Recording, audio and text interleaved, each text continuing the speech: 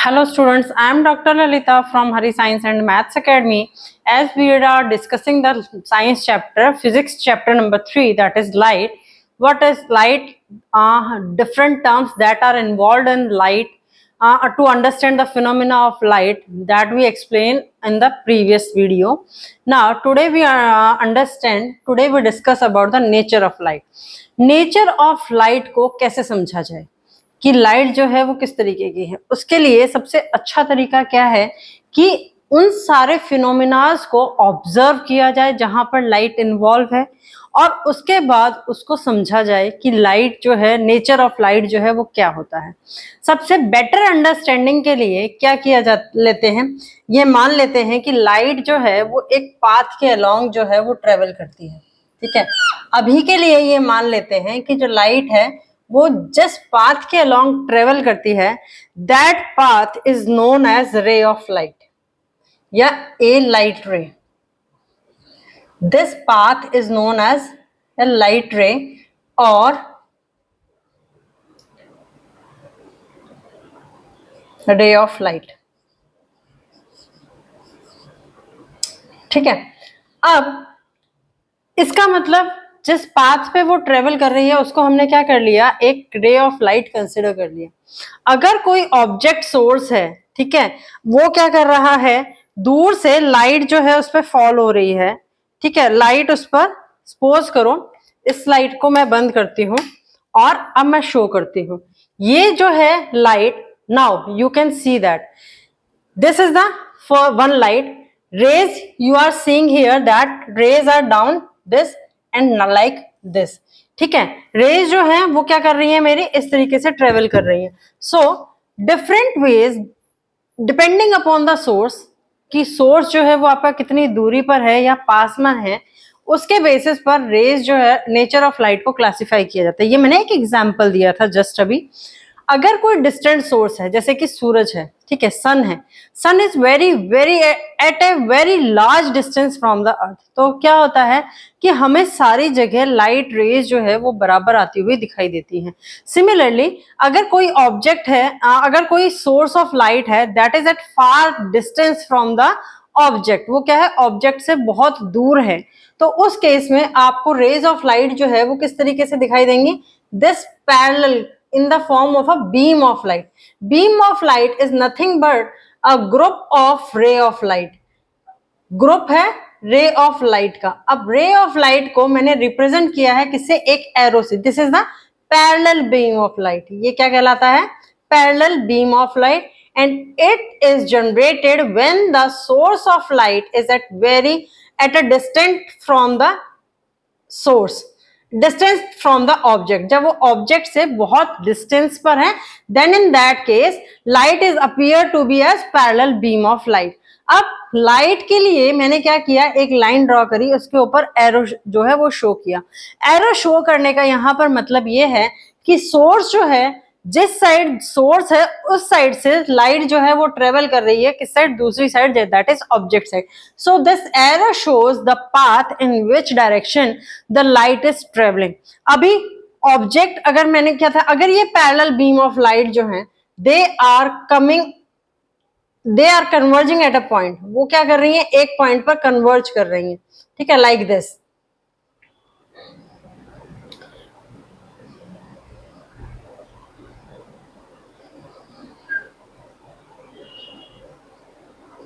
Then that form of light is known as convergent beam of light. Convergent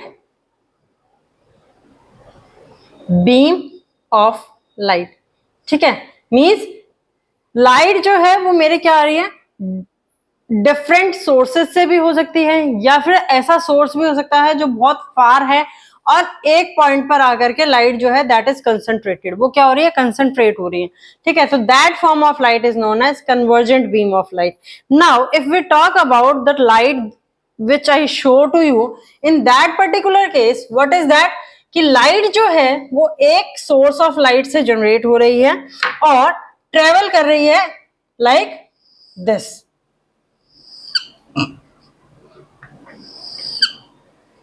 यही हो रहा था अभी।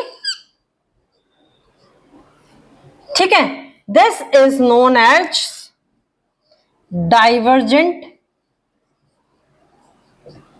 Beam of light. Means source जो है लाइट का वो एक है और वो स्प्रेड हो रहा है आगे, जैसे जैसे वो ऑब्जेक्ट के पास जा रही है तो वो लाइट क्या हो रही है, मेरी स्प्रेड हो रही है, ठीक है। तो that is known as a divergent beam of light. अब देखो लाइट है तो ऑब्वियस सी बात है कि वो ट्रेवल तो कर रही है, तभी तो सूरज की रोशनी जो है वो अर्थ तक पहुंच रही है। अब लाइट जो है वो ट्रेवल स्ट्रेट लाइन में करती है या कर्व्ड पाथ को फॉलो करती है, किस तरीके का पाथ जो है वो फॉलो करती है, उसको समझने के लिए एक सबसे बेस्ट एग्जांपल क्या है कि आप दो पेपर्स लो, ठीक है, या दो कार्डबोर्ड लो, ओपेक ऑब्जेक्ट्स लो, ठीक है। ओपेक ऑब्जेक्ट जब आप लेंगे और एक साइड जब आप लाइट का सोर्स रखेंगे, ठीक है, मान लो ये एक ऑब्जेक्ट है, this is the one object, this is the one opaque object and this is the second opaque object, right? Here you are able to see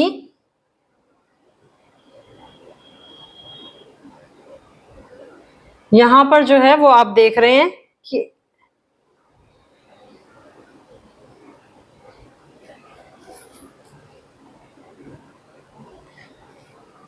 यहां मैंने एक लाइट सोर्स रखा है, दैट इज लाइक एक candle मैंने रख दिया,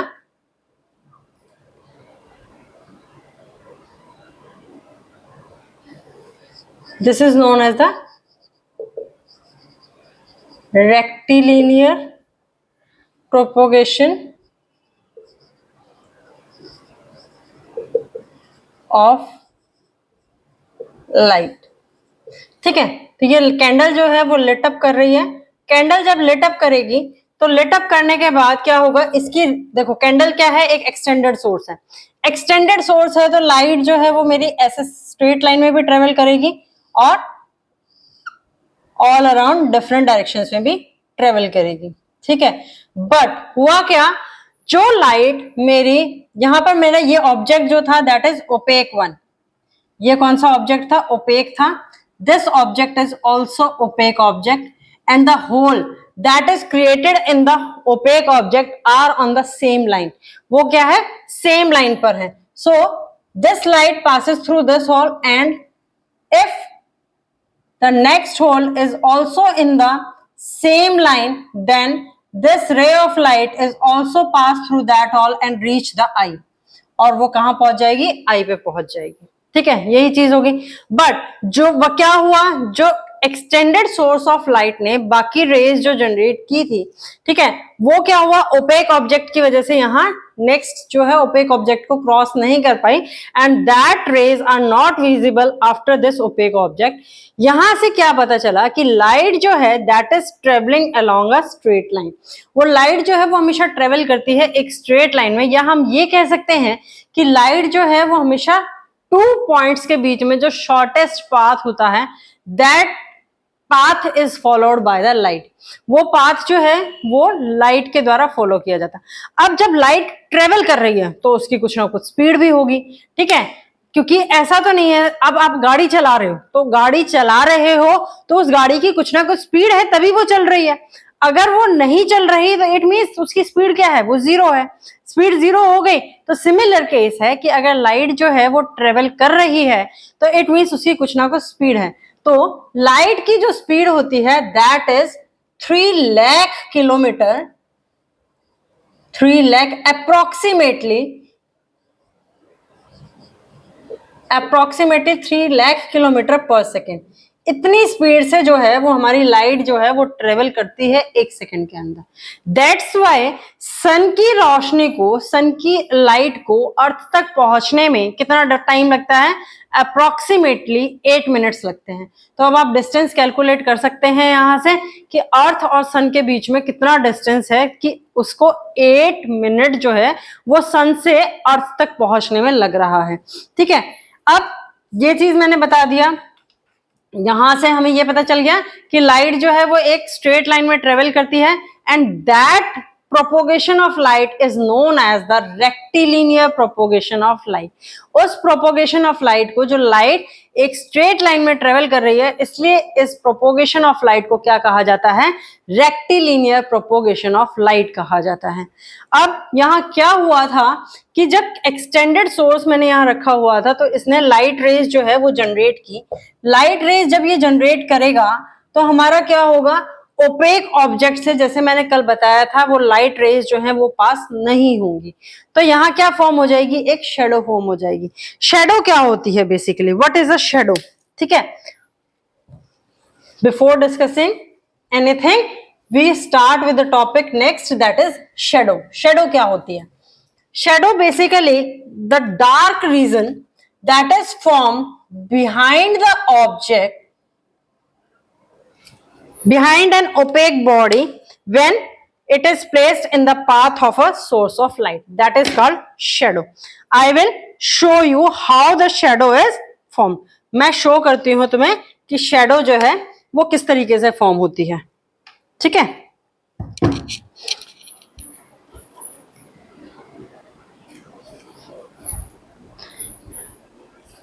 firstly I show you this is a duster and it contains one side wood, so this is an opaque object. ये क्या है?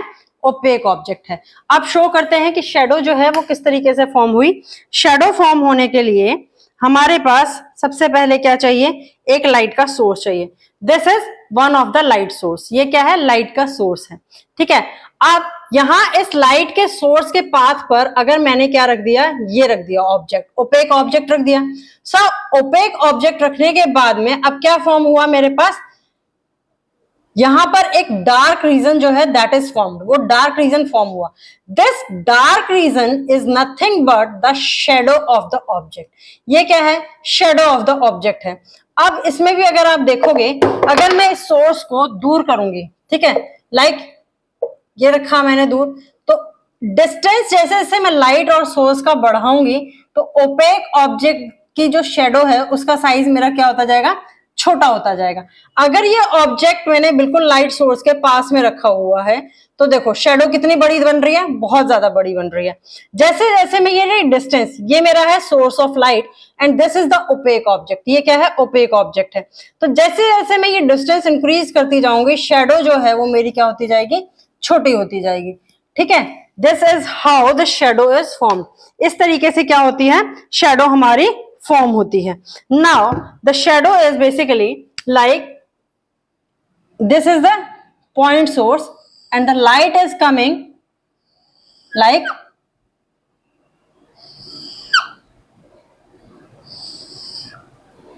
This.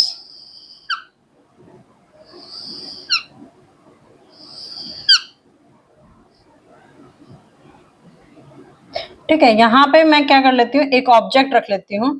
That object is height,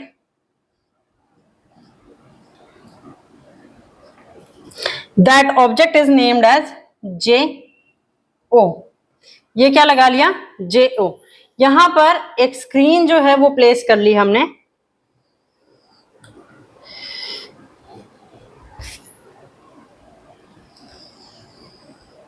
this is nothing but the screen. ठीक है, अब यहां जो form हुआ region, this is A B screen.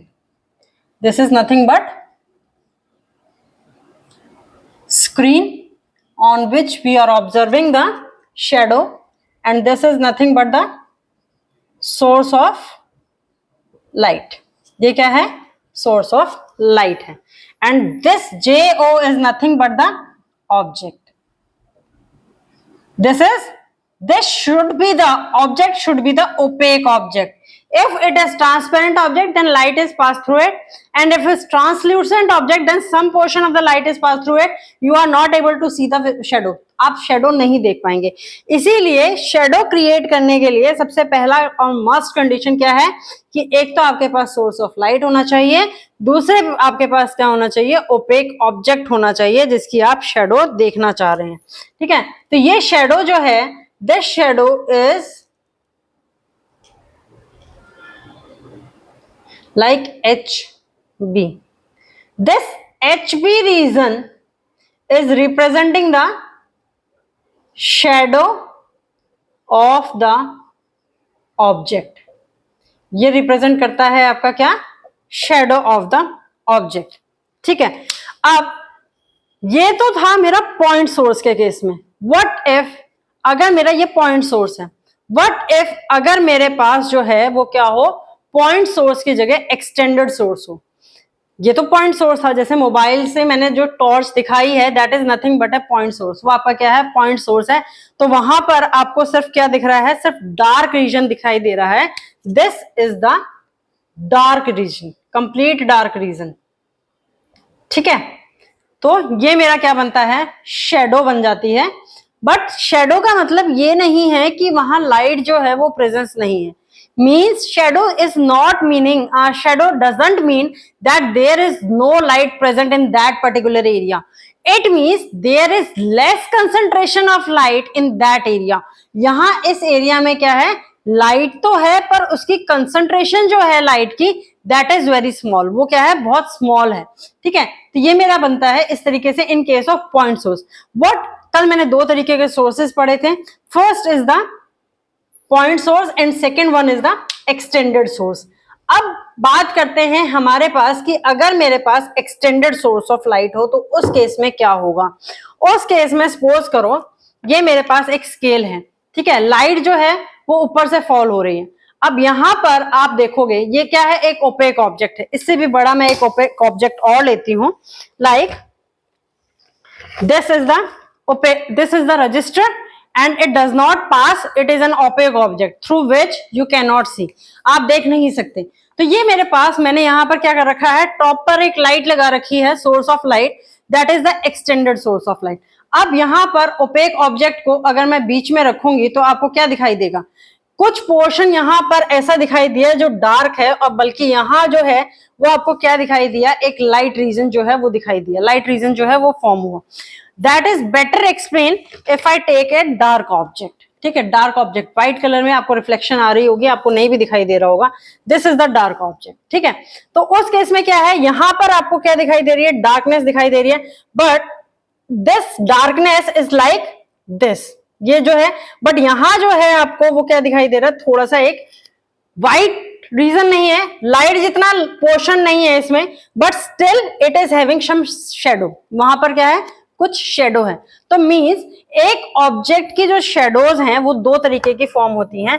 एक होती है कंप्लीटली डार्क शेडो, एक होती है light shadow. This is how we can explain in case of extended source, extended source of light. चलो, एक्सटेंडेड सोर्स ऑफ लाइट के लिए मैंने यहां क्या ले लिया, एक ये सोर्स ऑफ लाइट है. ठीक है. जो सभी डायरेक्शंस में लाइट क्या कर रहा है, जनरेट कर रहा है.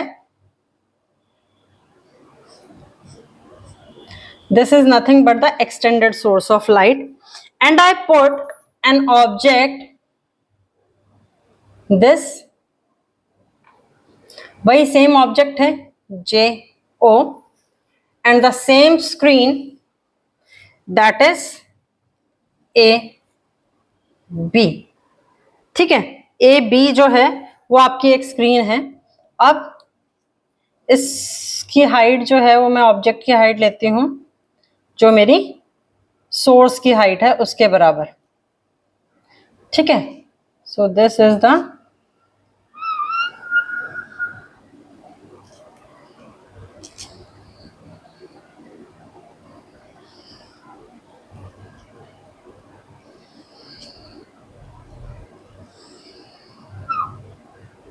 this JO is nothing but the opaque object. Opaque object. Light is coming from the extended source of light. This P is the source of light. Right.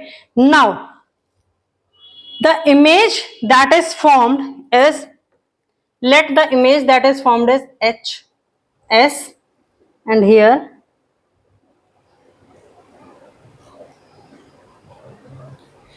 or we can take this screen closer to the object, that is this is A, B.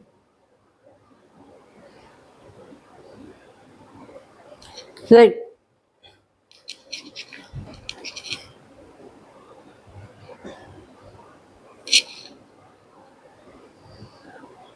This is like this, ठीक है। एक जो है वो form हुआ H S, यहां मैंने दूसरा लेबल दे दिया एच और एच डैश, ठीक है। ये क्या था, एक्सटेंडेड सोर्स ऑफ लाइट था। ये मेरे पास ऑब्जेक्ट है, ऑब्जेक्ट के मैंने जैसे दिखाया, तो यहां पर बैक पे जो मेरा है ये बनेगा complete dark reason. This is the complete dark reason, this one is the partial dark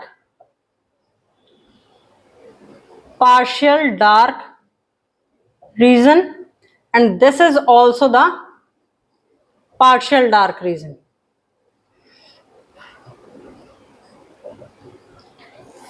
ठीक है, ये भी मेरा क्या है, पार्शियल डार्क रीजन है। अभी मैंने दिखाया भी था आपको, ठीक है। तो उस केस में जो हमारे पास दो चीजें फॉर्म होती हैं, दैट इज जो कंप्लीट डार्क रीजन है उसको क्या कहा जाता है, umbra. What is that known as, that is called as umbra. जो कंप्लीट डार्क रीजन ऑब्जेक्ट का, या जो शेडो का वो रीजन जो बिल्कुल कंप्लीटली डार्क है as compare to this and this lighted area, that region is known as the umbra. उसको क्या कहते हैं, उम्ब्रा कहते हैं। और जो पार्शियल डार्क रीजन जो फॉर्म हुआ है, that is known as penumbra, that is known as penumbra. ठीक है, इट मीन्स क्या हुआ, देखो सबसे ज्यादा लाइट वाला रीजन कहां पर है, जो ए एच डैश वाला है और एस डैश और बी वाला है। This is the completely lighted region. When you put the object in place of extended source, then a dark region is formed, that is HS, like HS।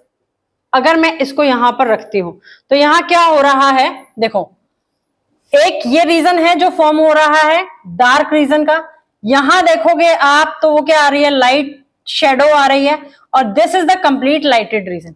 ठीक है, तो जो कंप्लीट डार्क रीजन जो form हुआ, that is known as umbra. उसको क्या कहा जाता है, उम्ब्रा कहा जाता है। जो ये लाइट शेडो वाला रीजन है, जो लाइट शेडो जिसमें लाइट जो है वो थोड़ी कम है, ज्यादा है इस डार्क रीजन के कंपैरिजन में, या फिर ये कह सकते हैं पार्शियल डार्कनेस है, that is known as penumbra. उसको पेनुम्ब्रा कहा जाता है। ठीक है, ये दो तरीके की शेडोज जो हैं वो हमारी फॉर्म होती है। अब शेडो का साइज क्या होगा, इस शेडो का साइज जो है वो हमारा किस किस चीज पर डिपेंड करता है। सबसे पहला डिपेंड करता है कि मेरे पास सोर्स ऑफ लाइट जो है वो क्या है। दूसरी चीज है किस पे डिपेंड करता है कि सोर्स ऑफ लाइट और ऑब्जेक्ट के बीच में डिस्टेंस क्या है। तीसरी चीज क्या है, ऑब्जेक्ट के बीच में और स्क्रीन के बीच में डिस्टेंस कितना है। ठीक है, इन चीजों के ऊपर जो है वो डिपेंड करेगा मेरा साइज ऑफ द। और चौथी चीज क्या है कि इस ऑब्जेक्ट का साइज क्या है। चार चीजें हैं जिसके ऊपर मेरे पास क्या डिपेंड करती है, शेडो डिपेंड करती है। First one is the source of light, light का जो सोर्स है वो क्या है। Second thing is size of the object, object का साइज जो है वो क्या है। थर्ड थिंग इज सोर्स और ऑब्जेक्ट के बीच में कितना डिस्टेंस है। And the fourth thing is object और screen, this is the nothing but the screen. ये क्या है, स्क्रीन है जिसके ऊपर हम शेडो को देख रहे हैं। तो ऑब्जेक्ट और स्क्रीन के बीच में क्या डिस्टेंस है, it also depends on that. इन सारी चीजों के ऊपर डिपेंड करता है। अब इसी शेडो के फिनोमिना को यूज करते हुए जो इक्लिप्स आप सुनते हैं कि सोलर इक्लिप्स है, लूनर इक्लिप्स है, वो फॉर्म होते हैं। How they are form, that I will tell you now. Before discussing the solar eclipse, we are going to discuss the lunar eclipse. Lunar eclipse क्या होता है, जिसको हम कहते थे चंद्र ग्रहण। What is that lunar eclipse? When the opposite side, sun and moon come to the earth. जब अर्थ के ऑपोजिट साइड में आपके सन और मून आ जाएं, तो उस केस में जो आपका अकर होता है, that is lunar eclipse, and it occurs only on full moon day। ये कब अकर होगा? सिर्फ फुल मून डे पर अकर होता है, उसके अलावा और किसी दिन अकर नहीं होता। अब क्या है कि या फिर हम ये कह सकते हैं earth comes in between in middle of sun and moon. Moon और सन के बीच में जब अर्थ आ जाती है उस केस में हमारा जो एक्लिप्स अकर होता है that is lunar eclipse. But ऐसा नहीं है कि on every full moon day this lunar eclipse will occur. हर एक फुल मून डे पर ऐसा नहीं है कि आपका हर एक फुल मून डे पर लूनर एक्लिप्स जो है वो अकर होगा, बिकॉज क्योंकि सन, अर्थ और मून हर फुल मून डे के ऊपर एक स्ट्रेट लाइन में नहीं आते, because as the earth is also tilted at its axis और मून जो है वो भी अपनी एक्सेस पर जो है वो टिल्टेड है। तो हर फुल मून डे के ऊपर अर्थ, मून और सन जो है वो एक स्ट्रेट लाइन के अंदर नहीं आते। दैट्स वाई टिल्टेड होने की वजह से भी इसलिए हर फुल मून डे पर इक्लिप्स अकर नहीं होता। अब लूनर इक्लिप्स में क्या है कि जब अर्थ जो है वो सन और मून के बीच में आ जाती है तो we are not able to see the moon. How that is possible? This is the sun from where the rays of the light are coming, and when the earth comes in between sun and moon then earth blocks the light। अर्थ क्या कर देती है? Block कर देती है light को, और वो मून हमें जो है वो दिखाई नहीं देता। As the size of the moon is smaller than the earth, वो अर्थ से हमारा क्या है? छोटा है। और दूसरी चीज, मून जो है वो ल्यूमिनस ऑब्जेक्ट नहीं है, that is non luminous object. वो क्या है? नॉन ल्यूमिनस ऑब्जेक्ट है, ठीक है। तो जब उसके ऊपर लाइट फॉल होगी तभी वो क्या करेगा? उसको एमिट करेगा और हमें वो दिखाई देगा, अदरवाइज वो हमें दिखाई नहीं देगा, ठीक है। तो same thing is occur in this lunar eclipse when the sun earth comes. Earth is nothing but the opaque object for the moon. Moon के लिए अर्थ क्या हो गई? एक ओपेक ऑब्जेक्ट हो गई, that comes in between the sun and the moon. Now the sun lights are coming on the earth but its shadow is created behind this, in that shadow area that moon is coming। और shadow area में क्या आ रहा है? आपका moon आ रहा है, ठीक है। तो इसीलिए मून जो है वो हमें दिखाई नहीं देता। अब वही शेडो में दो रीजन जो है वो फॉर्म हुए, one is उम्ब्रा and one is penumbra. जब ये जो रीजन फॉर्म हुई, ये लाइट आई, यहाँ पर अर्थ है, अर्थ का साइज जो है वो क्या होता जाएगा? लास्ट में डिक्रीज हो रहा है शेडो का size. This complete dark region is known as the umbra. ये क्या कहलाता है? उम्ब्रा कहलाता है। अब जो रेज ऑफ लाइट आई थी और वो अर्थ के कॉर्नर से टकरा करके या अर्थ की साइड से सर्कमफ्रेंस साइड से टकरा करके मेरी क्या हो गई? स्प्रेड आउट हो गई। ये क्या हो रहा है? स्प्रेड आउट हो रहा है। So this is the partial dark region that is form and it is known as penumbra. इसको क्या कहा गया? पेनुम्ब्रा। तो ये फॉर्म होता है इस तरीके से। लूनर एक्लिप्स जो है वो मेरा फॉर्म होता है। अब लूनर एक्लिप्स जो है वो दो तरीके का होता है, एक है पार्शियल लूनर एक्लिप्स, एक है कंप्लीट लूनर एक्लिप्स और total lunar eclipse. You can say total lunar eclipse.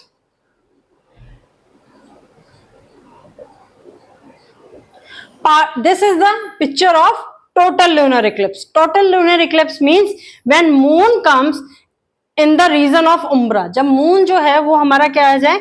Complete उम्ब्रा region के अंदर आएगा और हमें मून जो है वो बिल्कुल भी दिखाई नहीं देगा, that is known as a total lunar eclipse. वो क्या होगा? टोटल लूनर इक्लिप्स होगा। But on full moon day में क्या होता है? वैसे चांद हमें कितना दिखाई देता है? पूरा दिखाई देता है। But if somehow the moon is coming, not coming in the umbra region, some portion of moon is coming in the umbra and some portion of the moon is coming in the penumbra region, in that particular case partial lunar eclipse occur। उस case में क्या होगा? Partial lunar Eclipse जो है वो अकर होगा। आपको moon का कुछ पोर्शन जो है वो दिखाई देगा और टोटल पोर्शन जो है, टोटल मून जो है, कंप्लीट मून, वो आपको दिखाई नहीं देगा। This is the lunar eclipse. Now what is the solar eclipse? Solar eclipse क्या होता है? सोलर इक्लिप्स अकर होता है when the moon is coming between the sun and the earth. जब मून जो है वो सन और अर्थ के बीच में आ जाए and it occurs on a new moon day. वो कब अकर होता है? न्यू मून डे के ऊपर।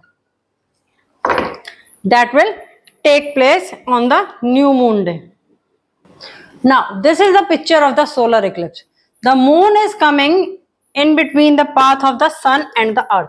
ठीक है, the rays from the sun या light from the sun is coming and it is falling on the moon surface, but moon block the path of the light and that shadow is created on the earth. ठीक है, अब moon की जो ये वाली shadow है, this portion जो यहाँ डार्क दिखाया है, ये डार्कनेस का region, complete darkness region, and this is known as umbra. इसको क्या कहते हैं? उम्ब्रा कहा जाता है. और जो ये लाइट पोर्शन का रीजन है, जो ये साइड में दिखा रखा है, 1 second, I will show you once again.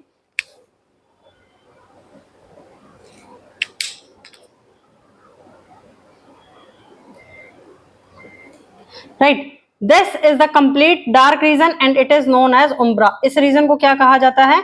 उम्ब्रा कहते हैं. जहां पर ये लाइट डार्कनेस या पार्शियल डार्कनेस जो है वो क्रिएट हो रही है, that region is known as penumbra. उसको क्या कहा जाता है? पेनुम्ब्रा कहा जाता है. अब lunar eclipse, like lunar eclipse, solar eclipse is also either the partial solar eclipse, partial solar eclipse, or total lunar eclipse. In this case is known as annular solar eclipse. ठीक है, annular solar eclipse, or you can say it is a total solar eclipse. So in the region where the umbra is created, that region is represented as total solar eclipse. वो region क्या बनता है? total solar eclipse. यहां पर इस particular reason पर, अर्थ के इस पर्टिकुलर रीजन के ऊपर sun will appear like a ring structure. Sun जो है वो कैसा दिखेगा आपको? एक रिंग की शेप में दिखेगा, सिर्फ जो मून की साइड में, मतलब मून से जितनी, जैसे एक सिंगल रिंग होती है, रिंग की थिकनेस कितनी होती है, सिर्फ वही थिकनेस आपको नजर आएगी यहाँ पर इस पर्टिकुलर उम्ब्रा रीजन के अंदर. So that is known as the annual, और that ring is known as diamond ring. उसको क्या कहा जाता है? डायमंड रिंग कहा जाता है. Diamond ring is the term that is used for the solar Eclipse, total solar eclipse, when the sun is looks like a ring structure. सन जो है वो एक रिंग स्ट्रक्चर की तरह दिखाई देगा, that is known as the diamond ring, और that region is created in the umbra portion. वो कहाँ पोर्शन होगा? शेडो की उम्ब्रा पोर्शन में. अब जो पेनुम्ब्रा पोर्शन में रीजन क्रिएट होगा, दैट इज नोन एज, उसको क्या कहा जाता है? Partial solar Eclipse. वहां पर सन का कुछ पोर्शन जो है वो दिखाई देगा, आपकी कंप्लीट डार्कनेस जो है वो अपीयर नहीं होगी. So that is the partial solar eclipse. And same as in case of lunar eclipse, lunar eclipse के केस में जो होता था कि हर एक फुल मून डे के ऊपर आपका लूनर इक्लिप्स अकर नहीं होता. Similarly on every new moon day solar eclipse doesn't occur. हर एक न्यू मून डे के ऊपर सोलर इक्लिप्स भी अकर नहीं होता. That is because the earth is tilted at its axis. Earth जो है वो अपने एक्सिस पर टिल्टेड है, और मून जो है that is also tilted at its axis, वो भी अपनी एक्सिस के ऊपर जो है वो टिल्टेड है. That's why on every new moon day solar eclipse doesn't occur, and on every full moon day lunar Eclipse doesn't occur. This is all about the today's lecture. Please like, share and subscribe the channel for the video notification. If you want to join the WhatsApp group or the Telegram group of the Academy, Hari Science and Maths Academy, you can find the link on the YouTube channel of Hari Science and Maths Academy. Please like, share and subscribe the YouTube channel of Hari Science and Maths Academy. Your one share means a lot for the channel. Thank you.